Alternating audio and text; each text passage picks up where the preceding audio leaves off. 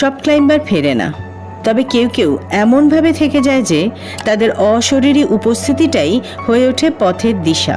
প্রায় 27,000 ফুট উচ্চতায় একটা পাথরের গুহার ভেতর শুয়ে আছে সেই দেহ, যাকে ঘিরে রয়েছে বরফ, নিস্তব্ধতা আর মৃত্যুর ছায়া। সবাই তাকে চেনেন গ্রিন বুটস নামে। অনেকেই বলেন গ্রিন বুটস আসলে ছিলেন তেসওয়াং পালজোর। 1996 সালের আইটিবিপির এক ভারতীয় সদস্য ছিলেন। সে বছর ভয়ানক ঝড়ে অনেকেই প্রাণ হারিয়েছিলেন। গ্রিন বুটস তাদের মধ্যেই একজন। আর আজ তার দেহ হয়ে উঠেছে একটা ল্যান্ডমার্ক। তার সবুজ কোফলাক বুট এখনো অক্ষত, ঠিক যেমন তার শরীর।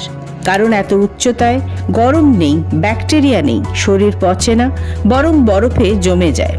আজও সেই শরীর পড়ে আছে, আর তার পাশ দিয়েই চলে যায় শত শত অভিযাত্রী, চোখ ফিরিয়ে, শব্দ ছাড়াই।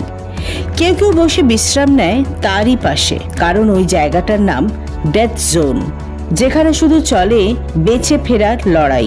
এভারেস্টে আজও 200টিরও বেশি মৃতদেহ পড়ে আছে।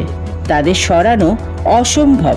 তারা এখন ভৌতিক ল্যান্ডমার্ক, পথ দেখানোর ছায়া। এই রকম আরও অজানা রহস্যের সন্ধান পেতে চোখ রাখুন অজানা রহস্যের সন্ধানের প্রতিটি পর্বে।